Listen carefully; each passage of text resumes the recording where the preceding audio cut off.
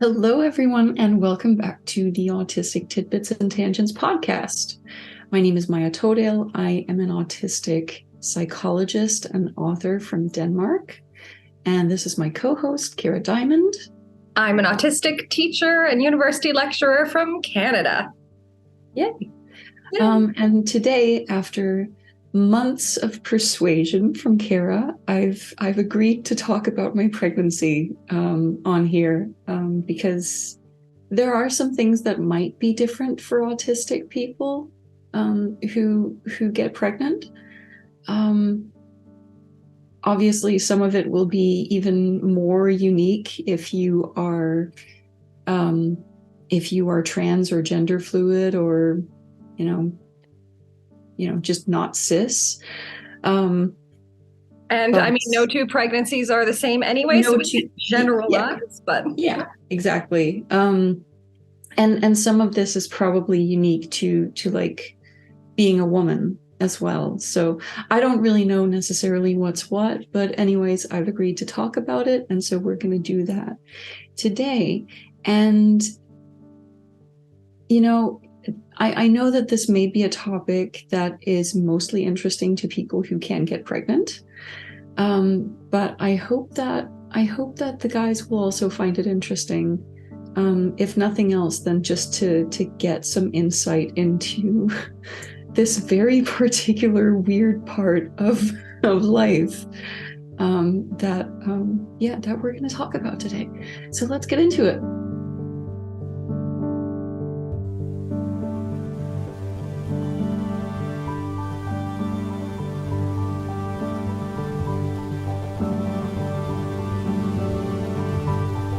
Welcome to Autistic Tidbits and Tangents. Candid conversations between autistic off-hour professionals. Cool.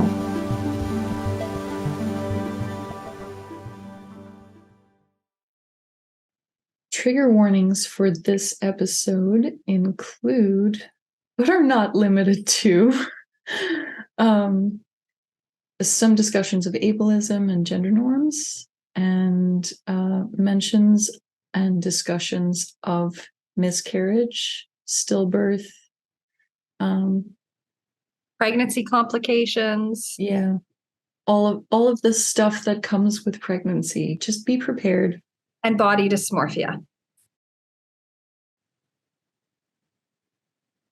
All right, so you're coming up on your due date pretty soon, eh? How many weeks left? Oh, I've got another 5.5 weeks until my due date. But okay, so due dates are weird, first of all, because as with many things, the due date is kind of an estimate, and things kind of fall in a bell curve around it.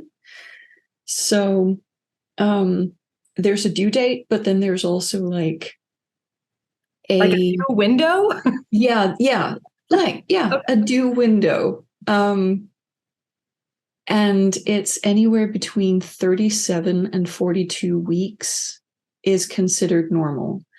And so actually right now I am midway through my 34th week. Right.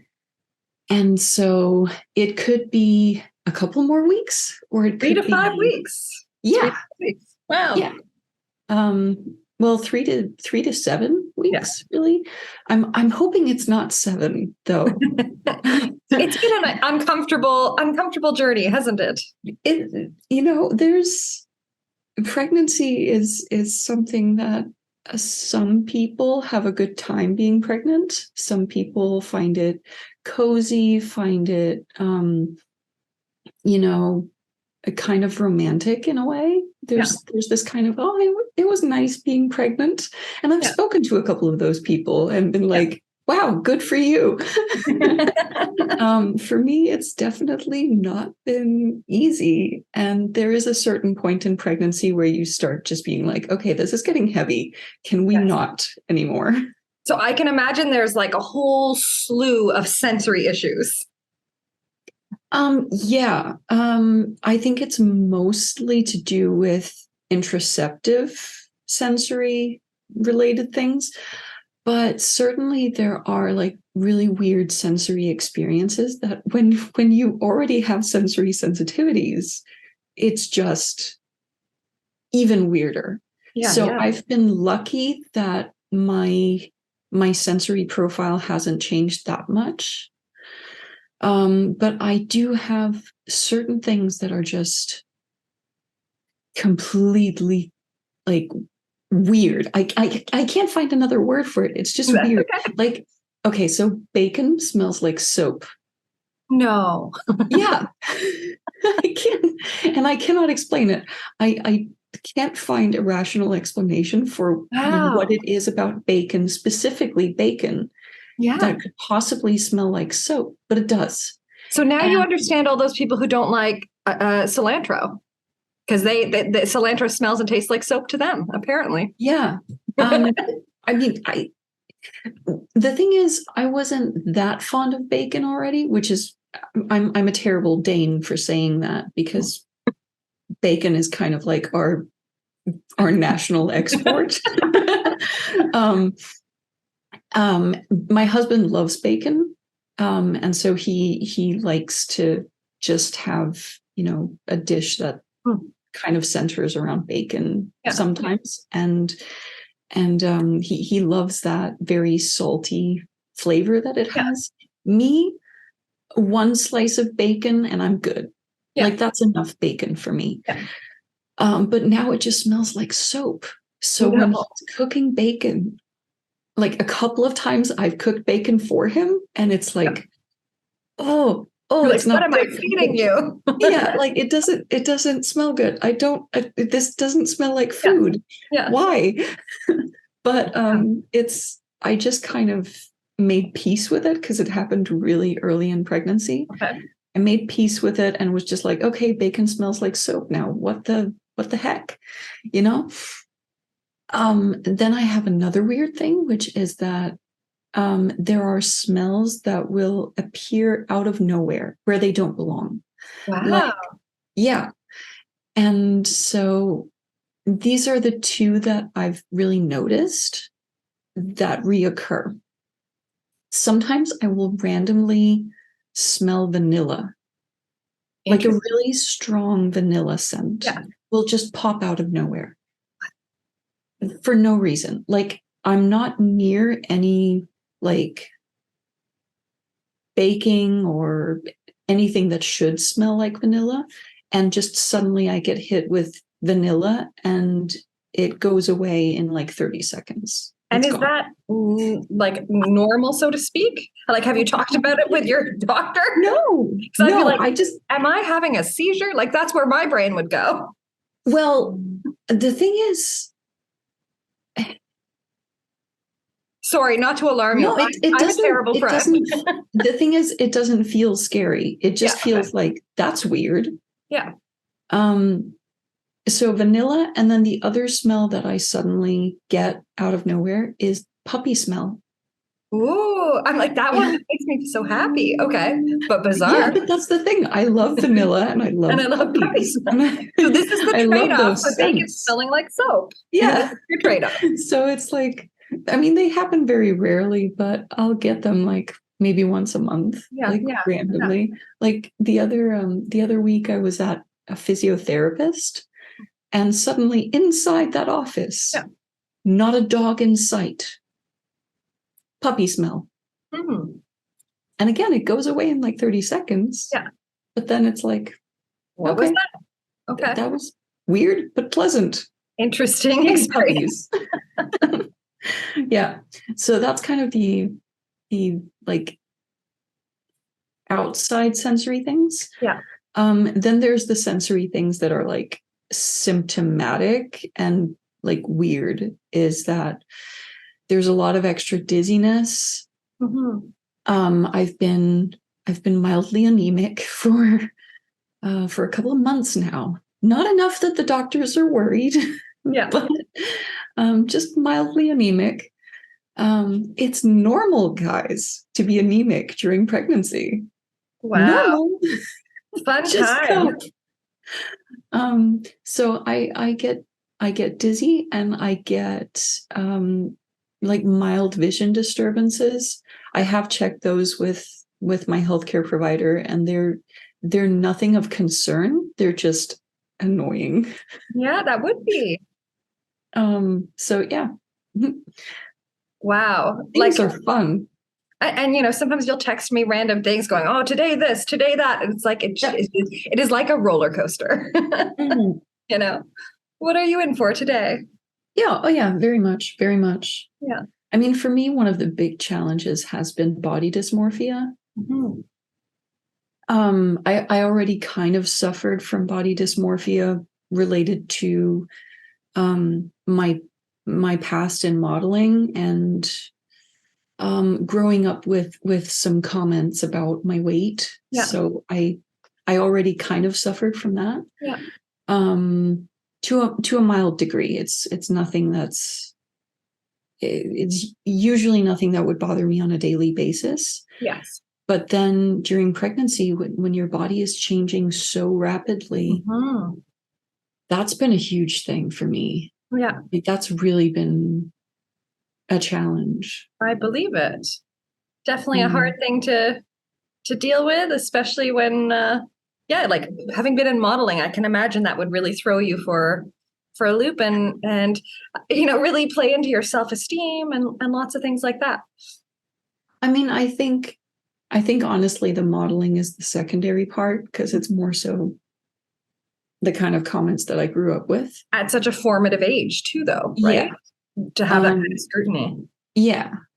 And so I always kind of have issues with, like I always have a tiny little baby bump thing going on. Well, that's our uterus pocket. Yeah, exactly. We have there to protect our uterus.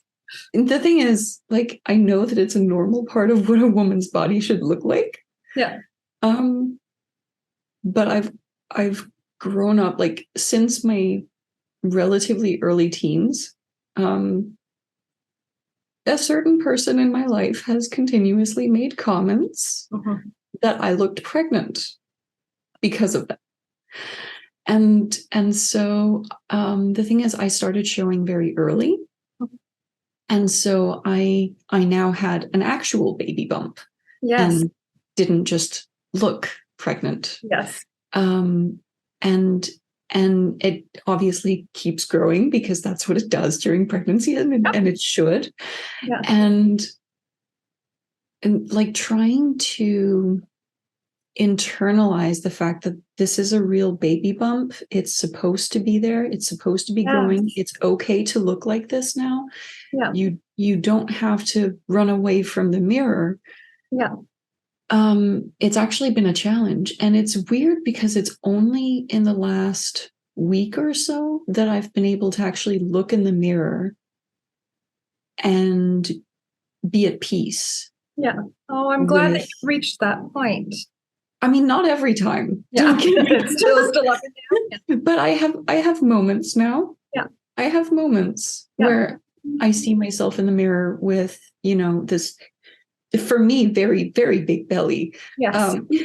And I'm finally getting to a point where it's like, no, that's my baby growing, and that's okay. It's a good thing. Yeah. So, but it's not the only thing, though, about how your body changes, because there's so many changes going on. Really? Yeah. Well, obviously, in the beginning, it's less. But during second and third trimester, it's also, obviously your chest is growing, and you start getting swelling in your legs. Oh, okay. And so I've been wearing compression socks for, I think, since like week 24, 25-ish. Okay. So since March. We're in late May now, and that's a while. Yeah, it's and it's every day. Like you cannot not wear your compression socks because that will have consequences and it's uncomfortable. No. I'm so here for all this tea. I'm like, one day I might do this. What's in store? Oh, there's also stuff that I'm just not willing to say in public. On air, I understand. Yeah.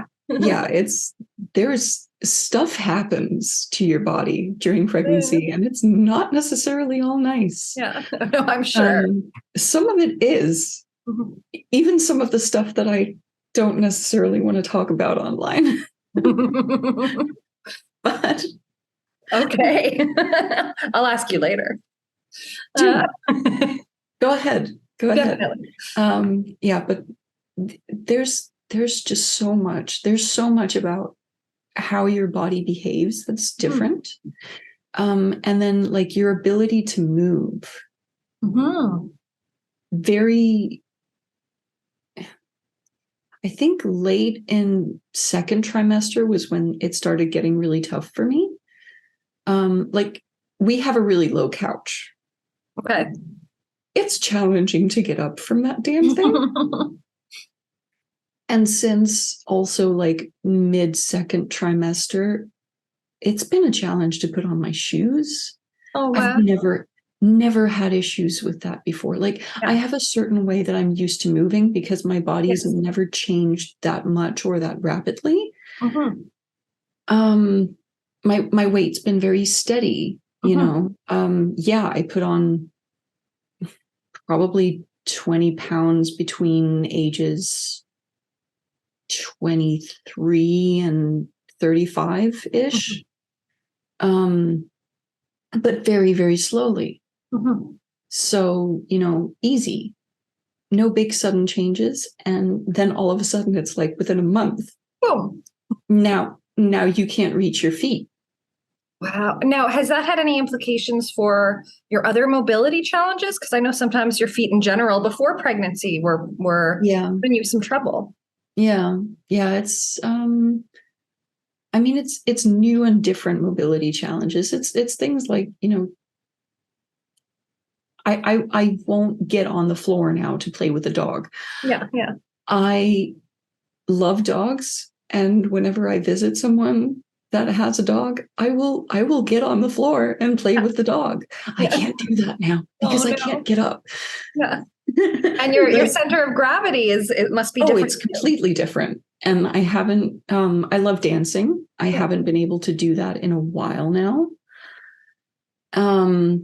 Because it's too painful for my feet and I get tired so quickly and I get dizzy. So I can't spin, you know, I can't do a turn because dizzy and I don't want to fall. No, I don't blame you. I wouldn't want you to fall either. Yeah. Now, so there's a lot going on. Yeah. Like, what are your tips for autistic people who are pregnant? Okay, so my first thing would be embrace your autistic need to do research, but also have someone to check your anxiety. Oh, that's a good tip.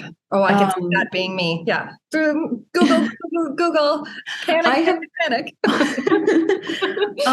Before this pregnancy, I had one that I lost in week 10.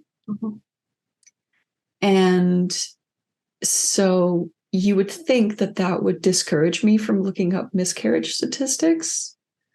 But what actually happened during this pregnancy is that for the first probably 4 months, I either daily or a couple of times a week would look up. I found a website that would like give me daily statistics for how likely is it you're going to miscarry today. Yeah. And like I found comfort in just watching that number go down. Yes. And I've in you know second and third trimesters, I've also found comfort in looking up statistics on stillbirth and like just knowing what the risks are. And because I always think that things are going to be worse than they are. Well, and in a way, I get comforted. Preparing, right? It's like preparing for any outcome, which we need to do as autistics. We need to kind of think through possibilities and be prepared. Predictability is so important for us. Yeah, exactly. And nothing's less predictable than a pregnancy. There was nothing predictable about it, No. because you don't know, first of all, how it's going to go. And there's very little influence you can have on whether a pregnancy goes well or not. Obviously, there are, the like key things that you can do, like don't drink, don't smoke, don't, consume poison or hit your belly really hard. Test your ability. Yeah. Like there's all the simple stuff, but beyond that, there's really not much you can do other than try not to stress, and that's got to be like just try to live your life and eat a somewhat varied diet, but don't stress too much about it either. And and the thing is, you can get really anxious thinking about all the things that you're either doing or not doing, or like, what am I supposed to do? Or what is this symptom? Is that normal? Yes. And for many of those things, like no matter what you Google, you're going to find a lot of sites that will tell you this could be something really dangerous. Yes. So pregnancy diabetes or preeclampsia are pretty big risk factors. And there's a lot of symptoms that if you look them up, they will go like, it could be this. And you're like, please let it not be that. Yeah, please. Exactly.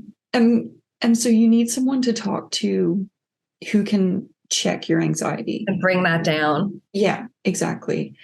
And so if you know someone who has gone through pregnancy, or if you know someone who has basic healthcare knowledge, or if you have, I don't know, a hotline, or find a Facebook group or something, just having somebody that you can ask and say, is this normal? Or is this symptom really bad? Like I had one time in the second trimester, you get a bunch of blood tests done. It's like a control thing that they do. And I don't know if it's standard in other countries, but it's standard here. And several of my numbers came back like indicating an infection. That's worrisome. Holy. Yeah, but the thing is, when I tried to Google things, because of course I will Google things, I'm trying to look up, what is this thing? What is this thing? What is this thing? How far outside the norm is this? What could it indicate? And one of the numbers that was elevated, I couldn't find very much about it. And the only thing that I could find was like, this could be bone marrow cancer. Oh my good Lord. I was like, no. I think you told me that, and I was like, don't play Dr. Google. But I would do the same thing. So know that exactly. And that's the thing. Like when you get your blood tests back and you're like, 6 of the results are outside the norm. Shit. Yes, very alarming. Trying to find out. And like, it was, I don't remember if it was like, I got the results right before a weekend or something, but I couldn't get a hold of my doctor right away. So I couldn't really check. Like, that's really a shame that you get the results without the doctor, so that you don't have the interpretation. That's awesome. And it's actually kind of a weird thing, because Okay, in Denmark, we have a pretty extensive public healthcare system, and a lot of it is really good, and I'm very grateful for it. One of the things we have that is both really good and really bad at the same time is that we have a My Health app. Yeah. That is a part of the public healthcare system. Okay. And so when you have a blood test done and the results come back, you are able to check your results in that app and see whether the value that came back from that test is within the norm or outside the norm. Like it will show you. Yeah. It will show you like visually. Yeah.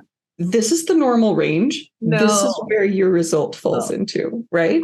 I think here you can pay to see results from the clinics, right, but I don't, because I know that I need the interpretation, because otherwise I will be doing what you're doing, but panicking more.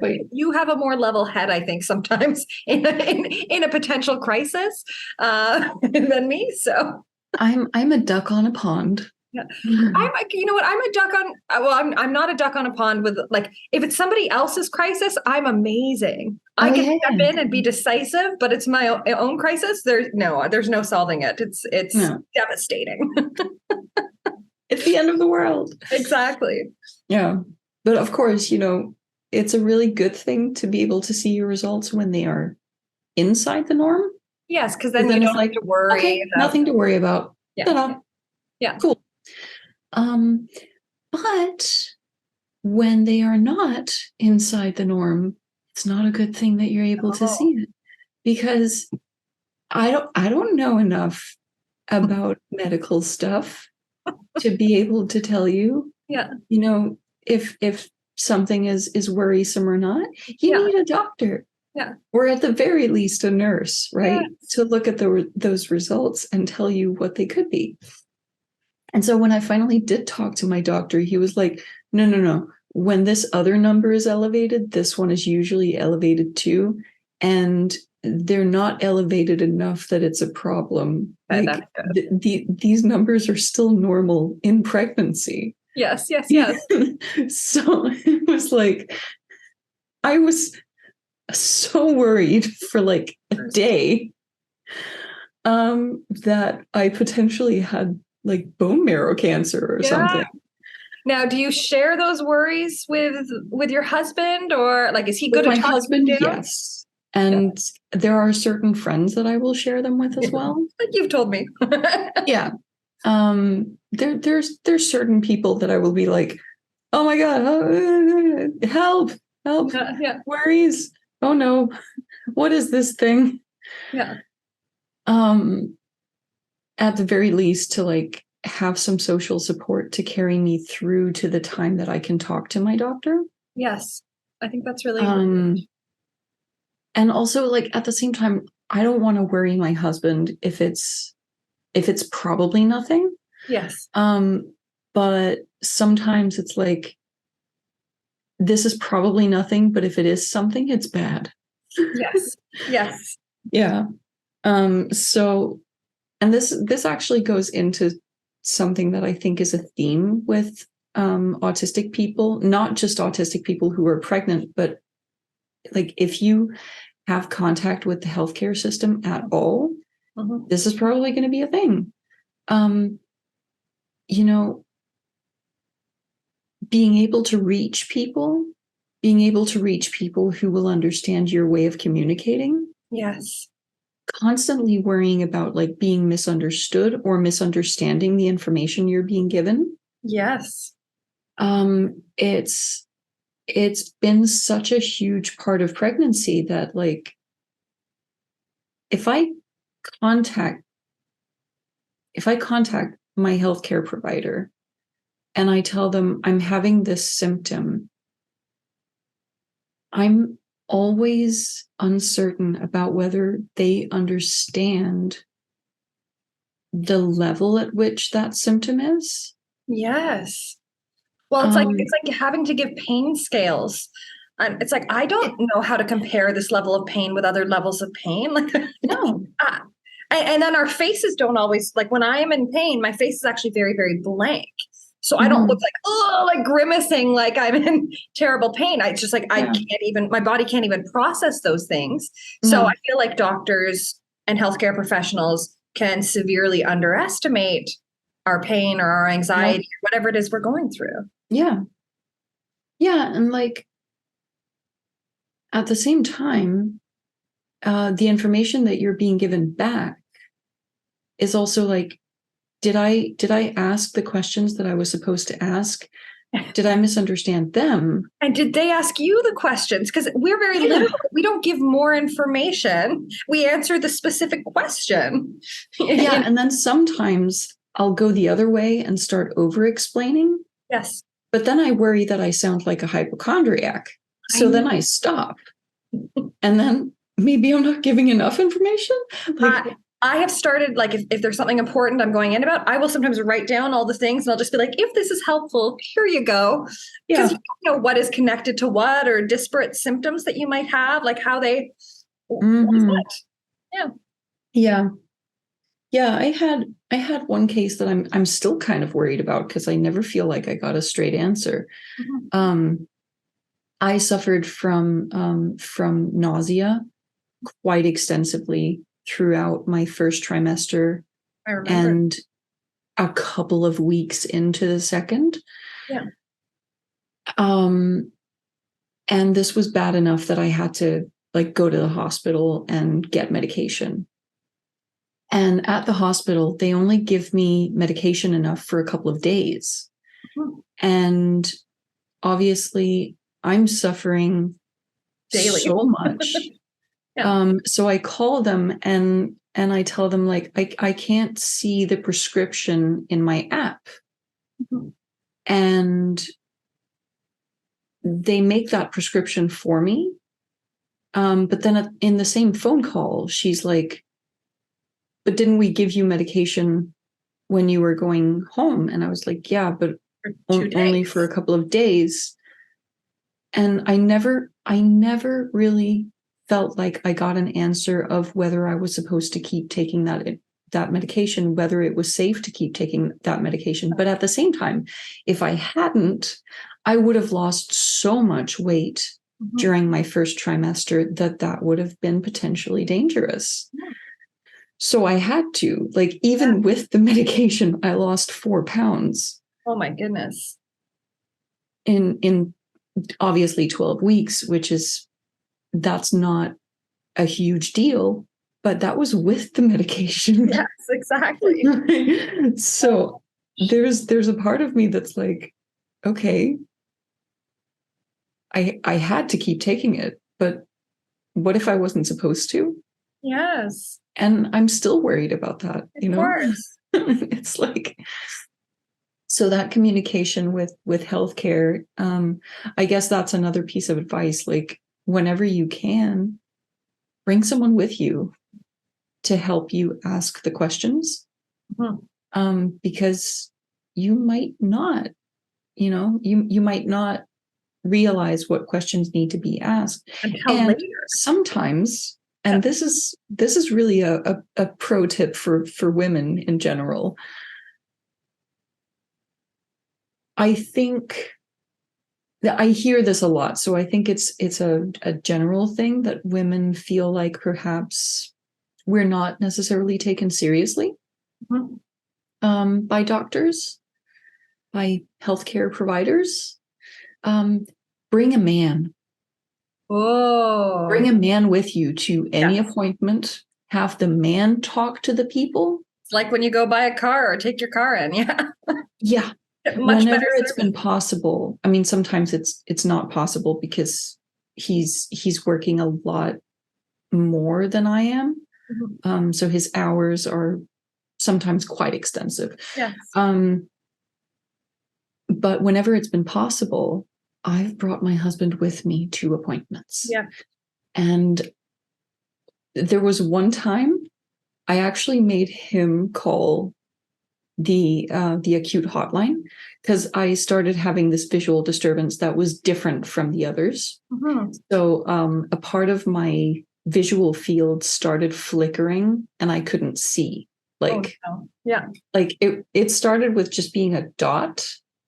on the left side of my visual field. And then it just grew and grew and grew until it was like pretty much a quarter of my visual field. Yeah. And it was just like flickering and flashing and doing weird. It didn't spread beyond that. But I was like, that's probably not supposed to happen. This seems concerning. But the last many times I'd spoken to a healthcare provider, it had been like, no, that's completely normal. Just wait it out, or da da da da da. So I had gotten to a point where I was like, I really don't want to call a doctor anymore. I really don't want to, like, because I'm scared that I'm being perceived as a hypochondriac. But the fact is that I just don't have a lot of people around me that I can check these things with outside of healthcare providers, right? So that time I had him call them. Yes. And they probably took it very seriously? They did want to see me. And so we went to the hospital, and by the time we got to the hospital, it was gone. It only lasted for about half an hour, and it went away again. And they told me it was probably some kind of an eye migraine. Okay. Yeah. Yeah. I have a friend who gets those and has had that. Yeah. I've never had one before. Ever. That's terrifying. It sounds like pregnancy is like the wild, wild west. And everyone's like, yeah, it's normal because like anything goes. It's really not that normal. It's like anything can happen. And it's probably pregnancy. You know? Yeah, completely. It's totally wild. Like, I mean, I want to do this? Honestly, I have a couple of friends who are like in the process of like they're trying to get pregnant and things like that, including my best friend. Yeah. And she's told me several times, like, you're not selling this very well. No. I'm like, why haven't we evolved past this? Come on. Yeah. I think where I am is that, and I say this whenever I talk to someone who, wants to get pregnant and who's scared of the things that I tell them, is like, well, the thing is, I'm not doing this to be pregnant. I'm doing this for the results. I want the child. I don't want the pregnancy. I'm not a fan of the pregnancy. I don't like it. I want it over. I've always said, like, I don't want to give birth, but I do want. I want the child. I want my child, and I would adopt too. Like, I think I would do that, but I can't adopt. Oh, that's right. We've talked about this. Yeah, there are barriers because. In Denmark, the like benchmark to get qualified to adopt is really high, and it includes having no chronic diseases. Wow, I've never looked into. But the Danish word for disease includes things that aren't diseases in English. So the fact that I have a chronic diagnosis of any kind disqualifies you? Oh my goodness. Yeah. So my husband, incredible. Who does not have any diagnoses, he can adopt. But because he's married to me, he can't. That is unbelievable. Yep. And that's even without talking about like the financial proof that you have to prove that you can afford it. Wow. Yeah. There's a lot of hoops to jump through. And mind you, I think that makes the Danish adoptive system very safe in comparison to other countries.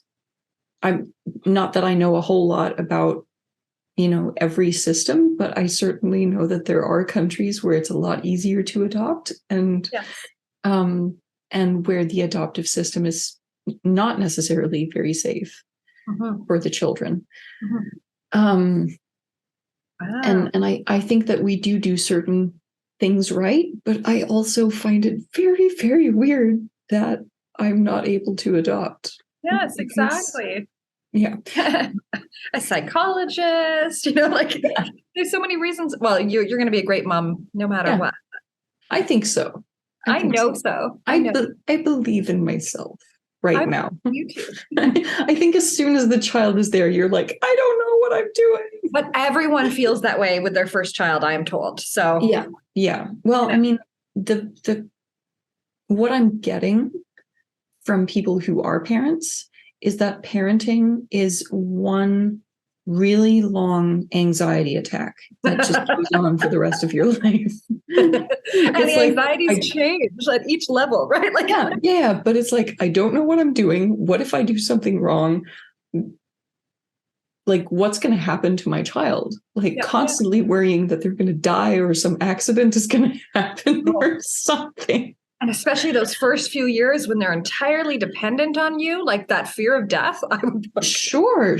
But then they become a teenager and then they start drinking and then they start those going are completely out. different fears. Oh, wait, I shouldn't say that. I know that in other countries, people drink later. In Denmark, you're allowed to drink from you're like 15. so in Denmark, they become a teen and then they start drinking and then they start going out. I've seen some Danish teen shows, so I know. I've seen the shows. It's we have an alcohol culture here. Yeah. And it's weird, but the people I know who have the healthiest relationship with alcohol are the ones where the parents were like, we don't mind if you start drinking, but maybe have your first couple of drinks with family.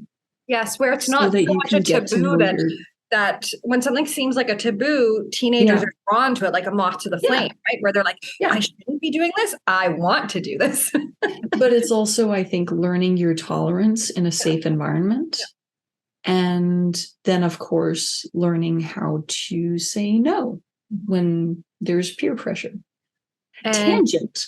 Yes. Okay. Let me ask you a question. Yeah.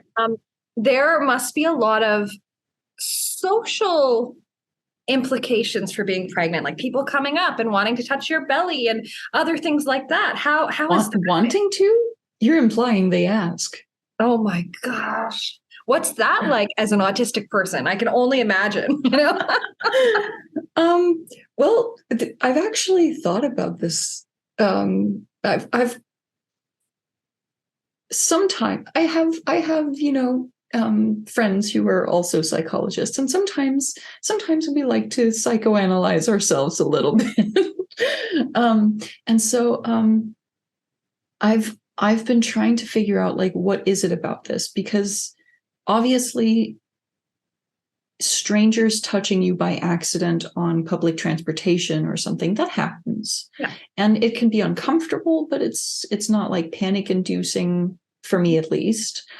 That's just something that happens, right? Depends on the context. If they're the only other person on the subway car and they're touching me accidentally, then it's not accidental, right? Yeah. No, but like what I mean is, like, someone, their shoulder brushes up against you or something. Whatever. Like, that happens. And I am someone that does have a private sphere that is perhaps a little bit bigger than very social people's. A healthy personal space bubble. Mm-hmm. Yeah. I have a bubble, and if you're a stranger, I would like to keep you out of it. Huh?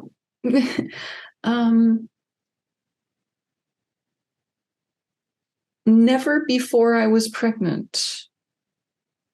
And this is a thing, because as a woman, you're used to, and this is not a good thing, but you're used to people maybe touching you without asking. Yes. Sometimes in places where they really shouldn't. But I've never before had people touch my belly without asking. Right?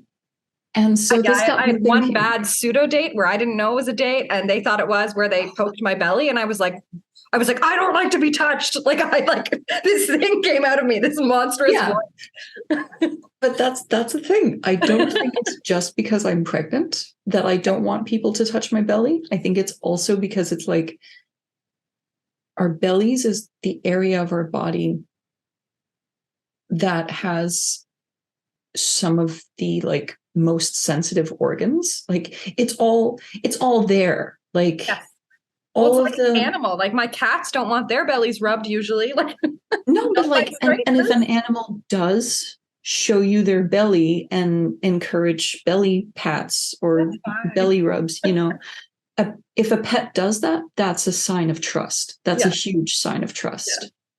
But I'm pretty sure when you're on public transit, you're not lying on the floor brandishing your belly for everyone. No, I am not. I am not.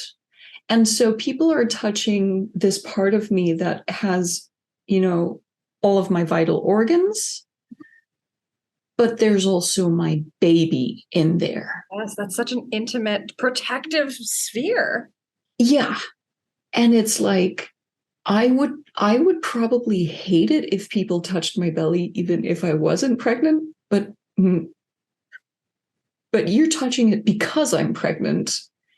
And that's my child. And they feel like they have the right to touch you. Like it's the weirdest It's thing. it's public real estate. Yes, it is no longer your body. Yeah. Yeah. It's like, oh, it's a pregnant belly. I get to touch it. The weird thing is it's mostly women. Mm-hmm. Mm-hmm. It's mostly women. There's one guy that's done it. He's a friend though. Yeah. He's actually an ex-boyfriend, but he's a friend. And he's actually been probably the most respectful about it out of people that haven't verbally asked. Like he was very cautious with like a slow approach, kind of like, is this okay? Yeah. But in body language, right? Women are crazy. They get Women get so excited about other people's pregnant bellies, and it's like they just feel like they have the right to invade that space. Wow. And that's a huge thing. And I still haven't, like, obviously there's trying to shrug away or like taking a step back. That doesn't always work. Yeah. And they're so excited is the thing. And there's this weird social pressure. Yes. To match other people's excitement for your pregnancy. Yes. And this actually happened to me about a month ago as well. I was, I'm a bridesmaid for a friend's wedding, and we were shopping for bridesmaid dresses. And I'm just trying on this dress for the color. We're not even looking at size because I'm going to have given birth by the time of the wedding. It's months away, months. Yeah. So we're not looking at size. We're not even looking at fit. Yeah. We're looking at color. Is this a good color? Do we like it? Yeah. And the woman in the store was like, oh my God, look at how it shows your belly. Oh my God, it's so pretty. And like, at that point, I had not yet started having those moments of like, this is okay. So I was just like, let's not with the belly. You don't know that someone's excited about their pregnancy either. Like people have to be so careful. She got so offended. She barely spoke to me for the rest of that whole appointment. Like I was pretty much blacklisted. Oh my goodness. Within a second. Because your response wasn't socially. Because my response wasn't what she wanted it to be. Yes. And obviously that's not the only experience that I've had with that, but it's just an example to show like how weird it is. Like this complete stranger. Can I tangent for a moment? Yeah. This is like the reverse. So probably like every year since I was like 17, 18, like at least one person will be like, oh, are you pregnant? Or congratulations, I got a bit of a tummy. And so I'm used to it to some extent. And I remember one time it was like the woman at Tim Hortons, which is a fast food coffee shop here. Uh-huh. And she just went, congratulations. And you know what? A split second decision. I was like, Thank you. I like just played along because I realized like people want to partake in the joys. People are looking forward to things that make their day. So what? Like, I don't think people should comment on people's bodies at all. Like, because what if you're wrong? Like what if you're wrong? But I'm just that much of a people pleaser, right? Where I don't want to like give that person that awkward moment where they feel embarrassed for the rest of their life that they did that. But yeah, people really want to be a part of other people's pregnancy stories or lack of pregnancy, fake pregnancy stories. They really do. They really do. And again, it's especially women. Yeah. Yeah. I think you're right. People just shouldn't comment on other people's bodies. It just shouldn't be a thing. Like, you might be wrong. You don't know that person's story. You don't know why they look the way they look. They might have had, given birth and they just are struggling to lose baby weight, or like, you don't know how they're feeling, or they miscarried, or they miscarried, or they had a stillbirth. And the devastation, like, I couldn't imagine what it would be like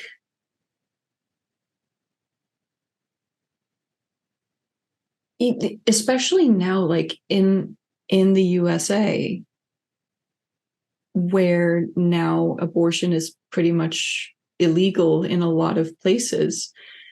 It is possible that a person is carrying around a dead child, a dead baby, and just isn't allowed to abort it until a certain point.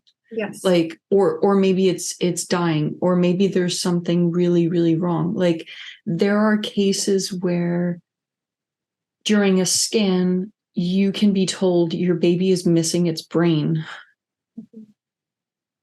And now those people will have to carry those pregnancies to term because it's technically still alive.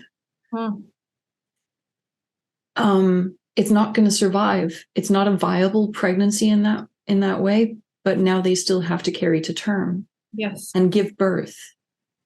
And it's awful and devastating, and people just shouldn't make comments about, strangers, and unless they say something. Like, then you can follow someone else's lead for sure, but but someone discloses. Just don't make assumptions, and don't make assumptions either about a pregnancy being necessarily wanted or that it's good, because even with my pregnancy, which is very much a wanted pregnancy, it's not been fun. It's not been easy. I have had some of the most challenging months of my life during this pregnancy. I have been so ill. I've been so uncomfortable. I've barely been functional throughout the whole thing. And people being excited on my behalf, it's like, I can match your excitement about the fact that there's going to be a child, but I cannot match your excitement about the pregnancy itself. And I'm sure sometimes it's hard to summon up that excitement when you're feeling really crappy. Yeah. And, we're talking about severe nausea. We're talking about dizziness. We're talking about, feeling sick or queasy or anemic, and like, joint pain and all sorts of things, like spinal leg pain, back pain, hip pain, all the pains. There's so much involved in that is not necessarily fun. Yes. And again, some people have great pregnancies. Good for them. Lucky people. I'm definitely, I don't know what would have to happen for me to do this again. Yeah. I don't think it's possible. Yeah. Like, one, I'm good. Yeah, I'm done. I'm good. I'm good. One child. That's it. Yeah. Now, do you have any thoughts about like the delivery room and how to make it more sensorily friendly? Yeah. Yeah, so I actually spoke to my midwife about this pretty early on. Funny enough, because Tony Atwood had mentioned it to me, Okay. and he mentioned it very early. Yeah. He mentioned it, I think. You were like, I'm pregnant. And he's like, you know what you need to look out for? Yeah. Basically that. And so I spoke to my midwife very early and was like, is it possible to like make a calm sensory environment around the birth, like lowering lights, avoiding as many beeping sounds as we can, like not having more people in the room than absolutely necessary. Yeah. Just things like that. And apparently that's normal now. Wow, that's great. Yeah. I wonder if that's normal everywhere. I don't think it is everywhere. I think in some places you definitely have to request it. And I'm definitely also going to make it a part of my birth plan. Yes. So when you're pregnant, you make a birth plan, which is not an actual plan. It's more like, this is what I would prefer. Ideal world. Can we aim towards this, please? And it's things like, do you want an epidural? Yeah. It's things like the sensory environment. It's also things about like birth position or birth location. Okay. So which hospital would you prefer to go to, or who would you prefer to have in the room? Who would you prefer to not have in the room? All these kinds of things you can write down on your birth plan. And obviously things might not go that way. Yes. You can have the greatest desire to have a natural birth, and it's just not going to happen. So there's a lot of factors there. Yeah. But I've certainly thought about wanting that, and I'm also I'm very much considering a water birth. Okay. Again, who knows if it's possible on the day? We don't know. But for me, I feel like the transition from womb to water might be easier on the child than going directly into air. Yes, in a cold, sterile environment. Yeah, and I don't know if I'm right. You know, I don't know. Of course not. I'm trying to think, and I'm also kind of making the assumption that, well, it's not so much an assumption, it's more of a probabilities, like statistical assessment, that my child is probably going to be autistic. Mm-hmm. So I'm going to have to operate under the assumption that my child will have sensory sensitivities. Yes. And of course, if they don't, good, okay. A life without sensory sensitivities is definitely easier. Yeah.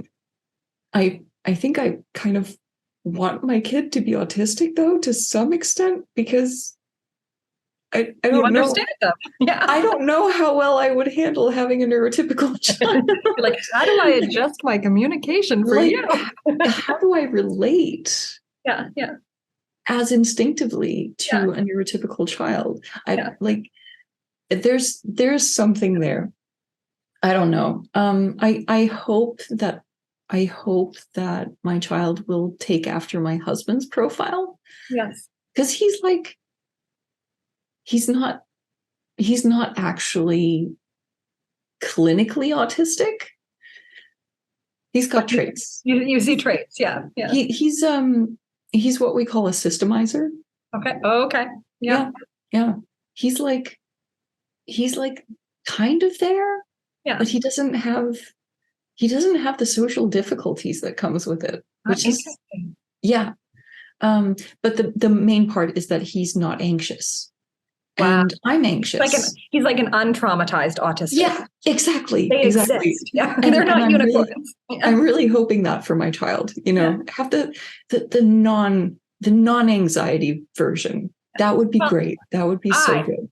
I have a dear friend who is discovering she's autistic and has ADHD, and that her husband is likely autistic, and as a result of their child just Yeah. getting a diagnosis, who's a toddler.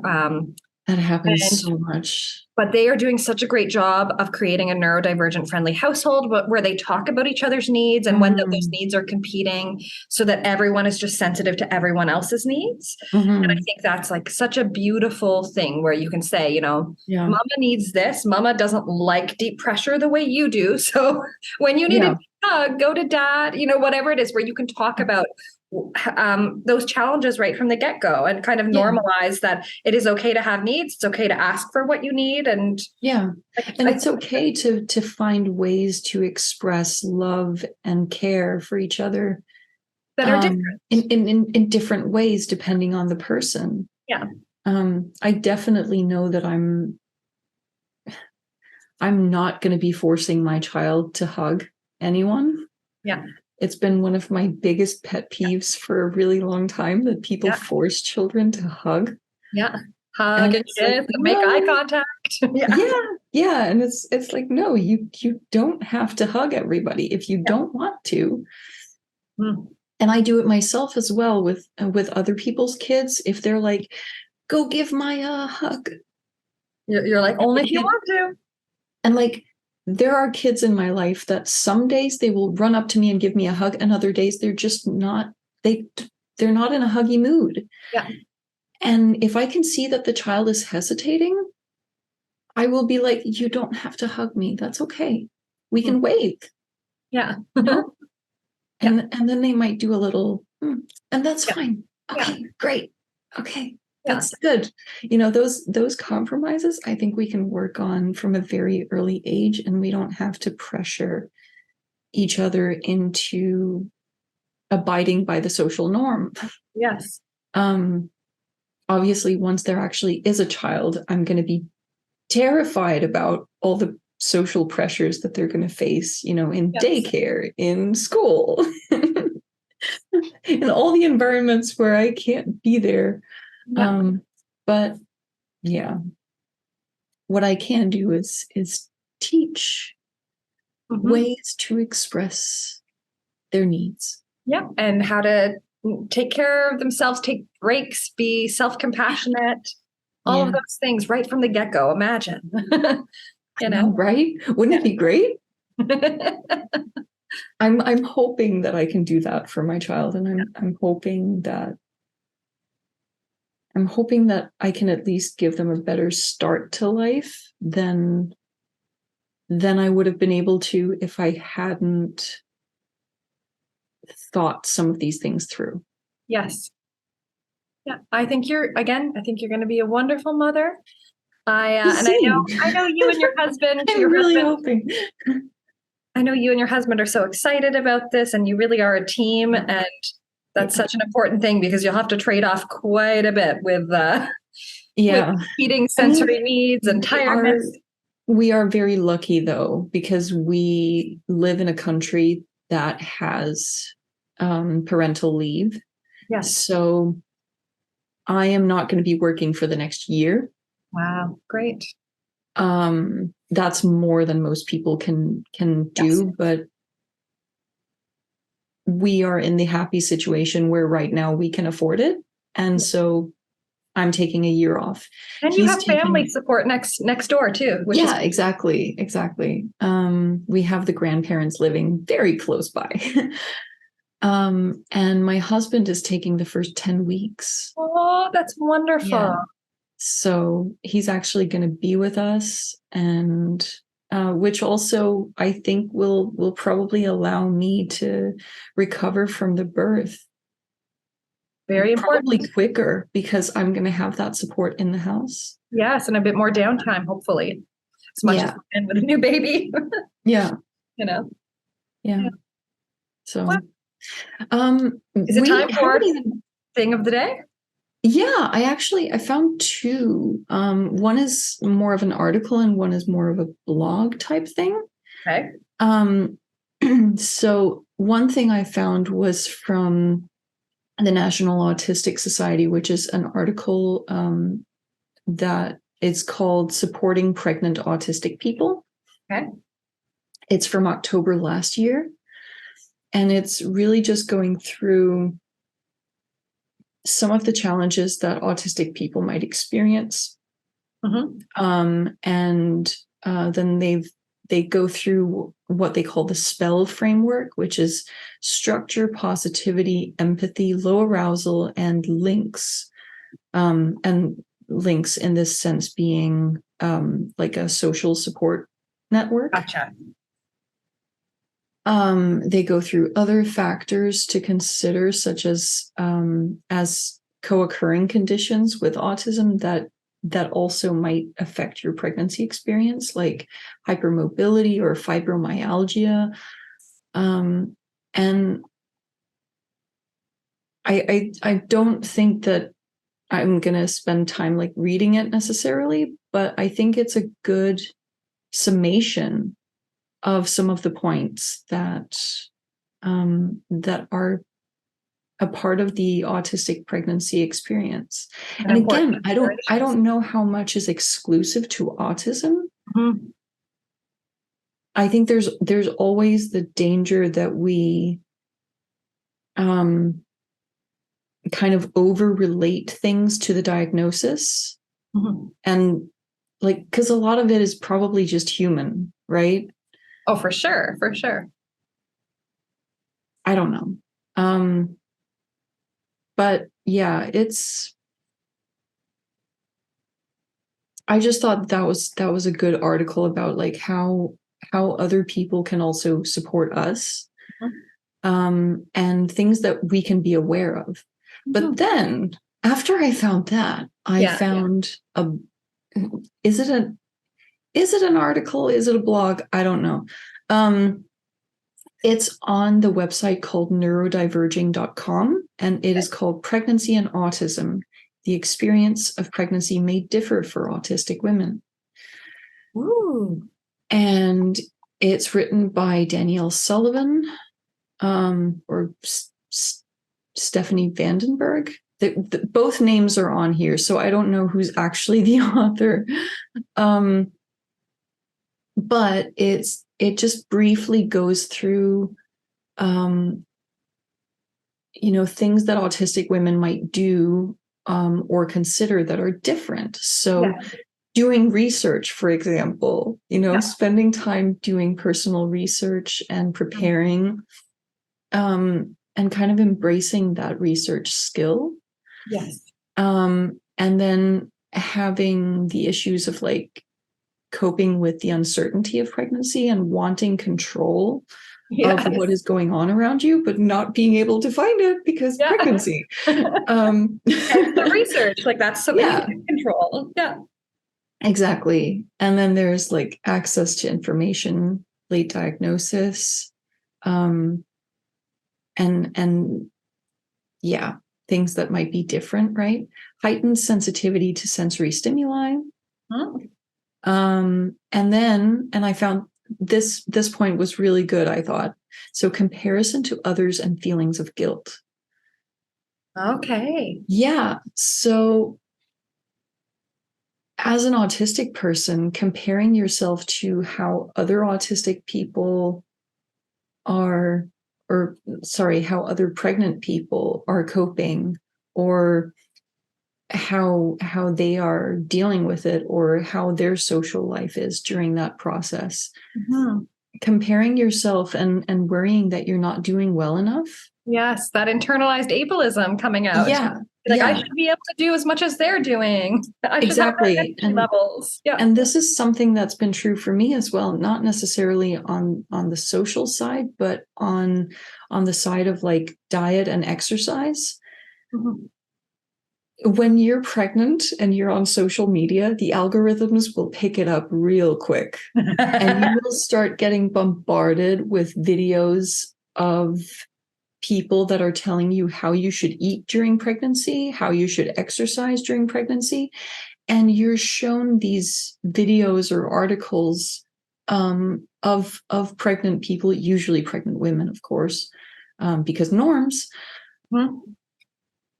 that are like showing a pregnant woman working out like in her second or third trimester and is like, get on top of your health, exercise while you're pregnant, do the things. No. And like, I've been sick. I've not been able to do that. The first 3 months, I basically lived off of like oranges and white bread. I remember.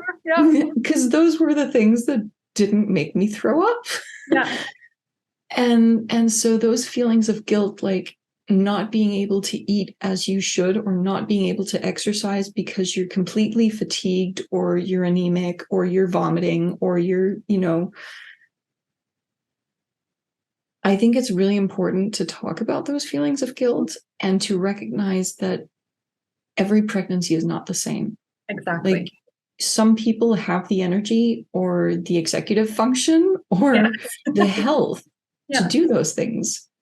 And other people may not be able-bodied, or they may be going through, pregnancy symptoms or complications that keep them from doing those things. Yeah. Some pregnant people are basically on bed rest through their entire pregnancy. Yeah. And it's not their fault. And yes, you have to go easy on yourself. Yeah. And the fact that you have, okay, yeah. I hope no one gets offended by this, but you have a parasite leaching calcium from your bones, eating the food that you're putting in your mouth, right? Like, you know what I mean? A lovely, wonderful parasite. One day it's going to be a beautiful thing, but it is hard on your body. It is very hard on your body. It is. I have never been so tired in my life. I just said to a friend earlier today, actually, that on a good day, right now, I have about 20 to 30% of the energy that I usually have. And like my brain capacity, again, on a good day, maybe 70%. Maybe. Usually, I don't sleep. I haven't been sleeping since pretty much second trimester started.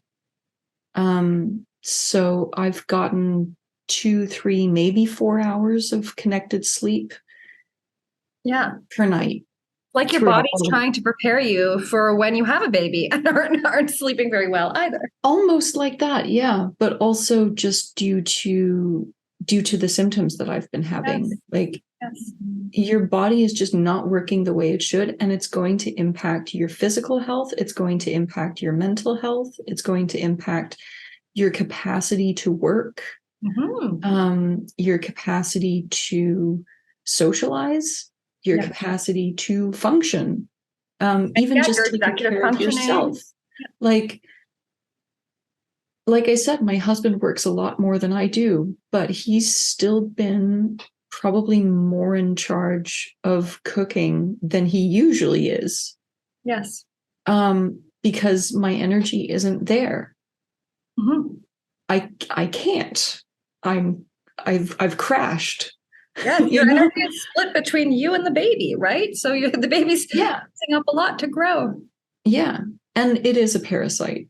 I'm so glad, because when I first said that to you, like I've said that to you for months, but you totally understood the intention with which I said it. Yeah, here's how I look at it. It's a wanted parasite. It's a parasite that I chose to put there, basically. But it's still a parasite. It's still, this baby is using my body and the energy that I put into my body. It is using that to grow.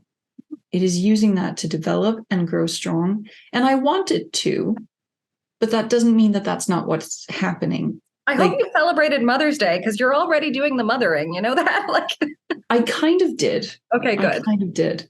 It actually was a friend's birthday. Yeah. Well, it was a friend's birthday gift. Another friend and I had given her a gift certificate for a chocolate brunch. Ooh. Yes. And it happened to be that the day that we all could make it was Mother's Day. Oh, that's lovely. So I actually spent Mother's Day having chocolate brunch with some friends. That sounds amazing. Yeah. But yeah, it's rough, and it's definitely very different from even the life that you have before you're pregnant. Like usually the dichotomy that we talk about is life before and after kids. But that in between with the pregnancy, that is a whole theme on its own. Yes, it definitely is. And one we don't talk about enough. So I feel like a lot of people go in not knowing what to expect. And we should talk about it more. We should. And there's a lot of things, like we really kind of have to close off the podcast for this time soon. But one thing that I really do want to say is that we don't talk about a lot of what goes into pregnancy, and you don't find out until you are actually pregnant and you start Googling things that are happening to you. And there's a part of me that feels so cheated by like not having a healthcare provider tell me, pick up this book, or, look on these websites for information about what you can expect. Yes. And even the websites that are like, I don't know, one of the sites that I've gone to a lot is What to Expect When You're Expecting. But even there, you don't get all of the information. There's so many little parts of pregnancy that sneak up on you or that happen to you, and it's just assumed that you know that that's normal, and you don't necessarily. I also understand why it's not easy to find that information, because when you are in that situation, it's really hard to actually write things down. Like I've been trying to write things down, but I don't have the energy to do it. I also think a lot of it is the sort of the prudishness we have in Western society around talking about things that occur with women's bodies. Yeah. Yeah, definitely. And then it is hard because I imagine you can feel completely alone, especially when things go wrong. Actually, the weird thing for me was when I had my my miscarriage last year, all of a sudden, my friends, acquaintances started telling me about their miscarriages. Oh, come out of the woodwork. I didn't know how many people I knew that had gone through miscarriages, or that had a hard time getting pregnant, or, any of these things. And as soon as I got pregnant, as soon as I had my first miscarriage, all of a sudden people started talking to me about it. And it's I find that so sad that people go through it alone when those are the times you need a support system the most. Yeah. And it's because I have no filter, but I feel like I would be talking about those things because I want my support network to help me through those things. Yeah. Yeah. And I had, I actually have two friends that went through miscarriage at around the same time that I got pregnant with this pregnancy. And it's been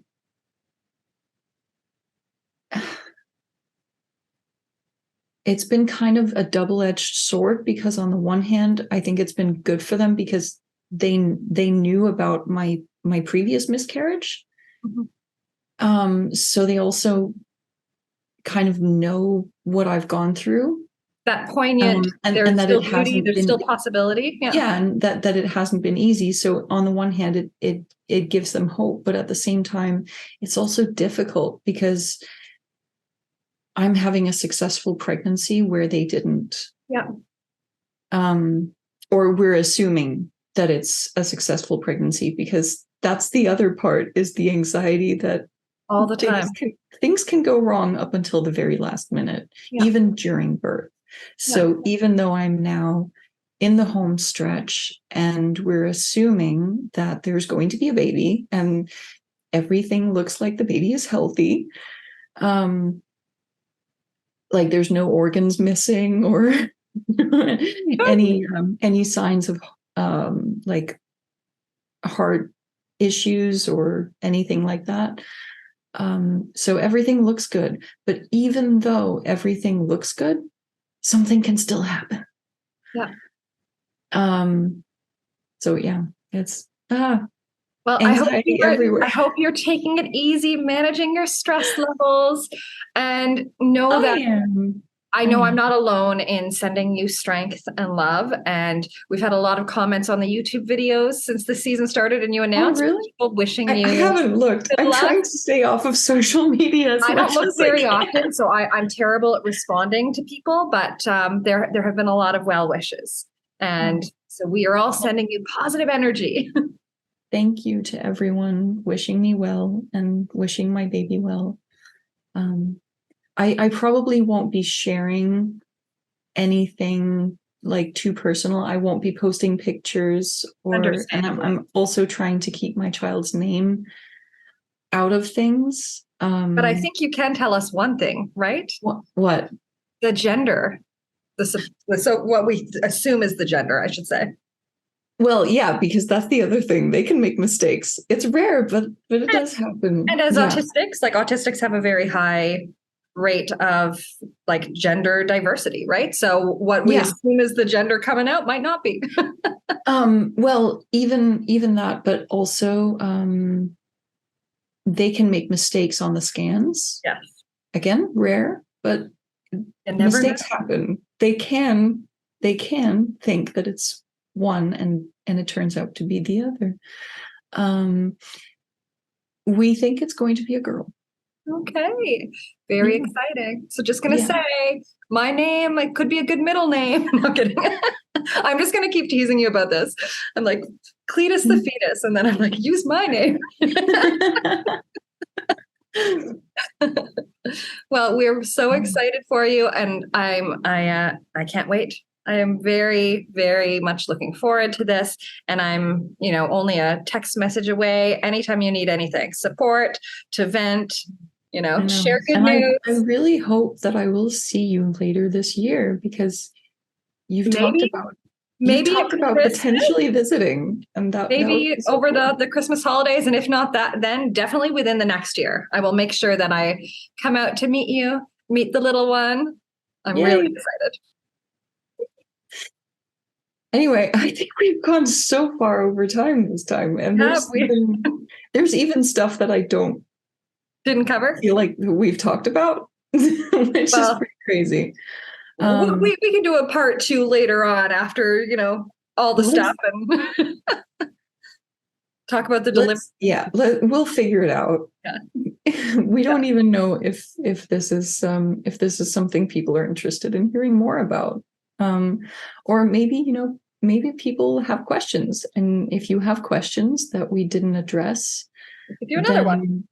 Post them in a comment. And at some point I will have energy to look at comments again. And I'll eventually read them like a few months later. And sorry, I'm terrible. And there's people that have written and emailed, and I've had to say, like, I can't get back to you until the end of June because I'm so busy with my work with my evening course. I know I'm completely burning myself out. So I so appreciate people who have reached out to me. Know that you are not the only person I've said, I can't talk to you right now. I will get back to you, or hound me at the end of June. Yeah. And I also have a bunch of emails from people that I haven't replied to going back quite some time. And I'm so sorry that I'm not replying, but I have zero energy and I'm just surviving right now. We need a manager, but we don't make any money off of this, so we can't hire a manager. Yeah. We need a secretary. Yes, exactly. Yeah. Someday, maybe. Who knows? Who knows? All right. Well, I guess we should wrap it up and say goodbye. The thing we're always terrible at, but goodbye, everyone. Thanks for sticking with us. Do all of the stuff on wherever you're listening to this podcast or watching it. Subscribe, comment, do the things, share it with people. Positive reviews. Yay.